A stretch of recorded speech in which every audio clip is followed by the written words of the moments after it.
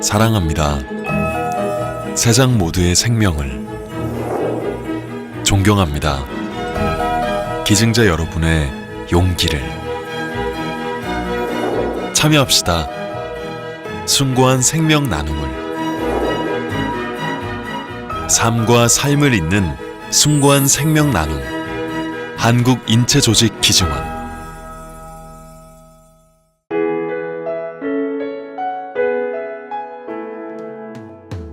안녕하세요. 아나운서 김경민입니다. 먼저 이렇게 귀한 시간을 내주신 의료인 여러분께 감사의 말씀 드립니다. 지금부터 인체조직기증의 의미와 그 절차에 대해 설명드리겠습니다. 법에서는 인체조직을 뼈, 연골, 근막, 피부, 양막, 인대 및 건, 심장판막, 혈관, 심낭, 신경 등으로 규정하고 있습니다. 그리고 이를 타인에게 나누는 숭고한 생명 나눔을 인체조직 기증이라고 합니다. 그럼 먼저 인체조직의 기증 부위를 간단히 살펴볼까요? 뼈는 롱본 위주로 휴머러스, 얼나, 레이디어스, 피머, 티비아, 피블라를, 인대 및 건은 다리 장골 인접 부위의 파텔라 리가먼트, 아킬레스 텐던을 기증받습니다. 또 피부는 시반 형성이나 육창 유무 등을 확인한 후 몸의 후면부에서 일부를 기증받고 있습니다. 이 모든 조직 기증은 사망 후 24시간 이내에 구독되어야 하며 조직은행을 통해 가공되어 보관이 가능합니다. 때문에 한 명의 기증자가 최대 100여 명의 수혜자를 낳는 기적을 이루게 되는 것입니다. 이렇게 기증된 조직은 기능성 장애가 있는 환자의 조직을 재건하고 각종 질환으로 고통받는 환자의 치료 목적으로 사용됩니다. 특히 화상 환자의 경우 감염을 막아주어 소중한 생명을 살리는 중요한 역할을 합니다. 화상 중에서 특히 중증 화상의 경우에는 피부 이식제의 사용이 환자의 생명을 살리는데 필수적인 재료라고 할 수 있겠습니다. 그러나 국내에서는 아직 피부 이식에 대한 피부 이식제를 사용을 위한 조직 기증이 활성화되어 있지 않아서 대부분의 재료를 수입에 의존하고 있고요. 그래서 많은 화상 환자들이 피부 이식제가 부족한 것 때문에 고통을 받고 있는 것이 현실입니다. 근본적인 해결 방안으로는 국내에서도 조직 기증 활성화를 통해서 보다 많은 분들이 피부나 다른 조직들을 기증해 주시면 보다 많은 환자들에게 도움이 될 것으로 생각이 됩니다. 네, 국내 인체조직 기증을 늘리는 것이 바로 근본적인 해법이다라고 말씀해 주셨는데요. 그렇다면 현재 우리나라의 인체조직 기증 현황은 어떨까요? 보시다시피 우리나라는 다른 기증 선진 국가에 비해 기증률이 매우 저조한 상태입니다. 그래서 국내에서 필요한 이식제 수요를 해결하기 위해선 이렇게 대부분의 인체조직 이식제를 수입에 의존할 수밖에 없는데요. 이럴 경우 수입 유통 과정에서 이식제의 안전성 우려 및 환자의 경제적 부담 가중은 물론 대형 재난 발생 시 수입 자체가 불가능해져서 수급 안전성 문제가 발생할 수 있습니다. 더욱이 현대 사회는 평균 수명의 증가로 인한 고령화와 각종 질병, 사건 사고, 스포츠 손상, 의학 발전 및 새로운 술식 개발 등으로 인해 인체 조직 수요가 점점 증가하고 있는 추세입니다. 결국 우리 사회가 앞으로 더 건강하고 안전한 국민보건 환경을 완성하기 위해서는 반드시 국내 인체 조직 기증이 활성화되어야 하며 이를 위해서는 우리 의료인 여러분들의 적극적인 참여가 꼭 필요합니다.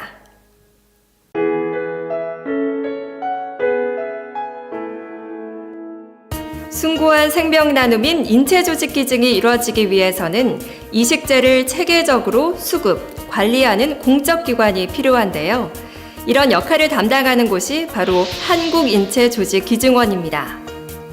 한국인체조직기증원은 정부의 인체조직 안전 및 관리 등에 관한 법률에 따라 국민들에게 안전하고 고품질의 인체조직을 저렴한 비용으로 공급하기 위해 설립된 보건복지부 지정 인체조직기증 지원기관으로서 인체조직기증 활성화, 구등 및 채취, 분배의 업무를 수행하고 있습니다.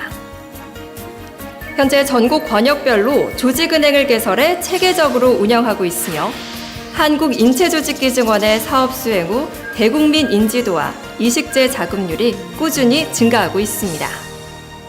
한국인체조직기증원은 기증자의 뜻을 살려서 무상기증이라는 숭고한 뜻을 실천하고 조직 기증자에 대한 적절한 예후, 즉 생명 존중, 생명 나눔 정신을 기리며 인체조직 기증 문화를 활성화하기 위해 노력하고 있는 인체조직 기증 지원 기관입니다. 또한 조직은행의 전문 인력을 양성하고 법안 개정을 통해 인체조직의 공공재 지위를 확보 마련에 힘도 쓰고 있습니다.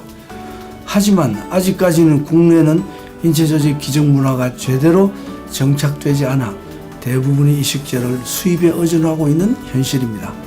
이를 개선하기 위해 가장 선행되어야 할 것은 바로 인체조직 기증에 대한 의료진들의 관심입니다.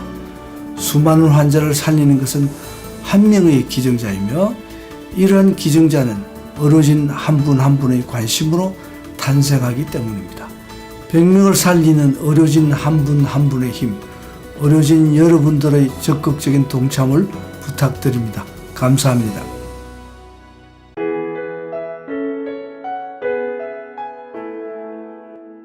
인체조직 기증이 이루어지는 과정에서 의료인의 역할은 매우 중요합니다. 지금부터 인체조직 기증 과정이 어떻게 진행되는지 보시고 기증 희망 환자나 유가족이 있으면 생애 마지막 순간 의미 있는 일을 하고 떠날 수 있도록 도움을 주시기 바랍니다. 인체조직 기증이 어떤 과정을 통해 진행되는지 설명드리겠습니다. 사망자의 인체조직 기증은 일반 사망자, 뇌사자 모두 가능하며 만 14세부터 80세까지를 대상으로 합니다. 잠재 기증자 발생 시 의료인은 기본 인적 정보를 확인하고 판정 서식지에 따라 기증 적합성을 1차적으로 판단합니다. 화면에 보시는 것이 판정 서식지인데요. 앞뒤 한 장으로 구성되어 있고 뒷면에는 인체조직 기증에 대해 간단한 정보가 적혀 있어 의료인분들이 보호자 상담을 하실 때 상담 자료로 활용하실 수 있습니다. 실질적으로 작성해야 하는 부분은 앞면인데요. 의사, 간호사분 모두 작성 가능합니다. 우선적으로 의료적 적합평가를 해주셔야 하는데 박스 안에 있는 기증재회 질환 해당 여부를 체크하시고 기증이 가능하다고 판단되면 의료인은 예의를 갖춰 보호자 또는 유가족에게 인체조직 기증을 권유합니다. 환자분이 생전에 인체조직 기증에 희망서약을 하셨는지 아시나요? 잘 기억이 안 나세요. 그러면 보호자분께서는 한번 생각을 해보셨는지요? 그동안에. 사실 굉장히 사랑하시는 분인데 그냥 보내시기는 아깝잖아요. 결정을 내려주시면은 제가 한국인체조직기증원의 코디네이터한테 연결을 시켜드리겠어요. 꼭 조직기증으로 이루어질 수 있도록 가족분들한테도 설명을 해주시고 보호자분께서도 결정을 해주셨으면 감사하겠습니다.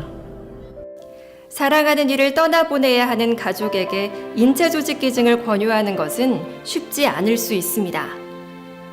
하지만 그분들에게 마지막 순간 생명 나눔을 실천하고 떠날 수 있는 아름다운 기회를 선택할 권리를 제공하는 것은 의료인의 의무이기도 합니다.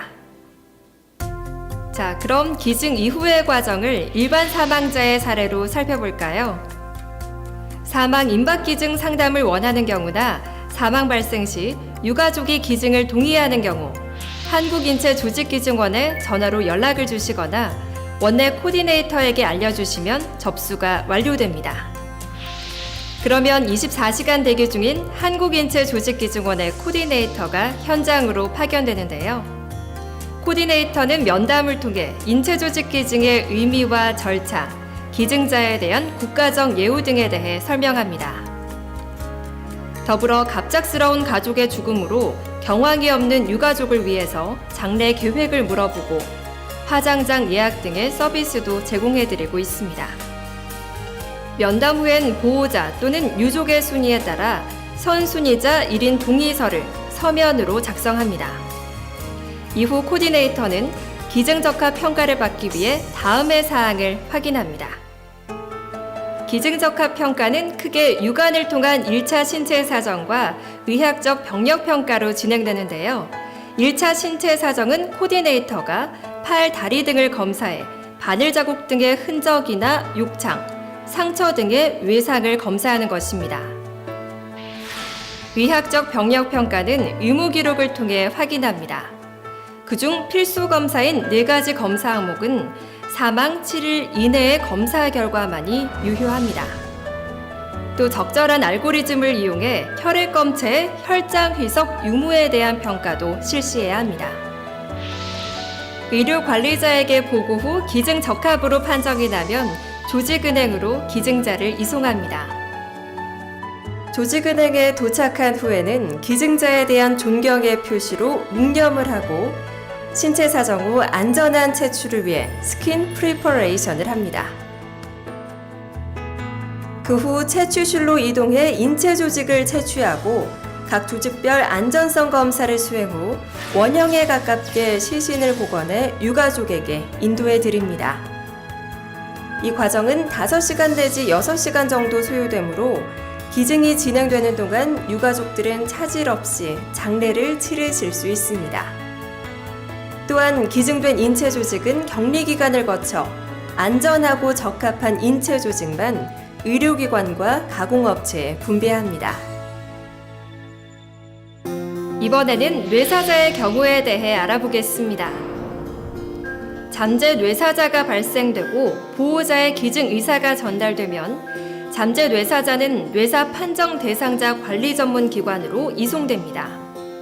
그리고 뇌사 판정을 위한 1차, 2차 뇌사 조사가 실시되고 30분간 EEG 평탄 뇌파를 체크한 후 뇌사 판정 위원회에서 뇌사 판정을 하는데요. 뇌사 판정 진행 중에 한국인체조직기증원 코디네이터는 보호자 면담을 통해 동의서를 받고 적합성 판정을 위한 의무 기록을 검토합니다. 의료 관리자에 의해 조직기증 적합 판정을 받으면 먼저 장기 적출을 진행한 후 2가지 방법으로 조직 채취가 이루어집니다. 첫째, 병원과의 협약하에 기증자 이송 없이 채취팀이 직접 가서 조직을 채취하거나, 둘째, 이 기증자를 조직은행으로 이송해 조직을 채취하고 복원하여 장례 절차를 할 수 있도록 합니다. 우리나라는 아직 인체 조직 기증보다 장기 기증에 대한 인식이 더 높습니다. 따라서 이미 생명 나눔을 결심한 장기 기증 서약자에게 인체 조직 기증에 대한 안내를 통해 참여를 권유하는 것도 효과적인 방법이라 할 수 있습니다.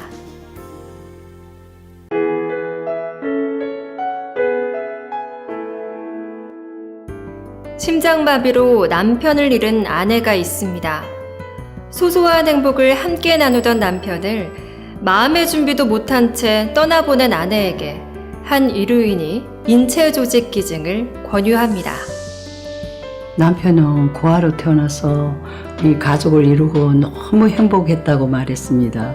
그래서 자기가 꼭 아픈 사람들을 위해서 인체 조직 기증 같은 걸 하고 싶다고 그렇게 했어요. 그래도 어디 그 인체 조직 기증 같은 게 어디가 쉽나요?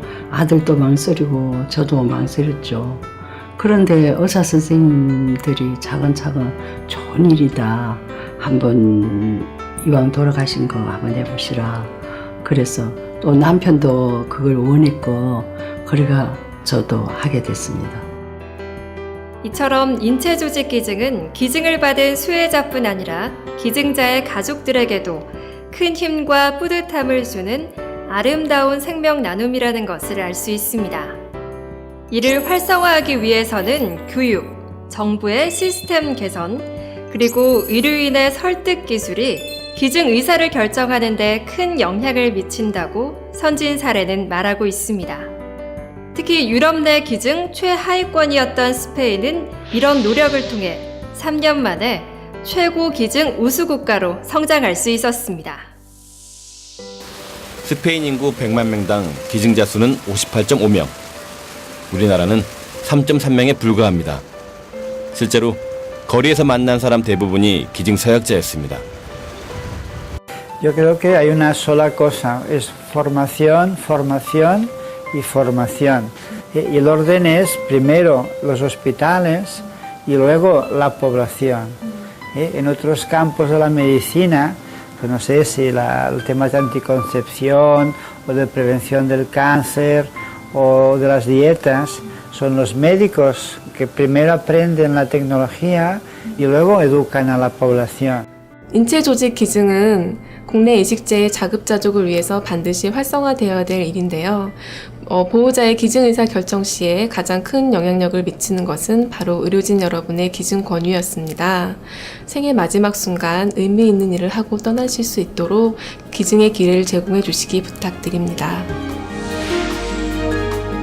나의 심장이 멎는 순간 내 심장 판막이 다른 사람의 심장이 되어 뛰어주고 아무것도 듣지 못하는 이가 창밖의 빗소리를 들을 수 있고 내 다리가 다른 이의 다리가 되어 뛰어준다면 이보다 더 훌륭한 일이 어디 있을까요? 한 기증자의 마지막 기도에 귀 기울여 주세요. 삶과 삶을 잇는 숭고한 생명 나눔 인체 조직 기증. 위로인 여러분의 따뜻한 애정과 적극적인 동참이 꼭 필요합니다.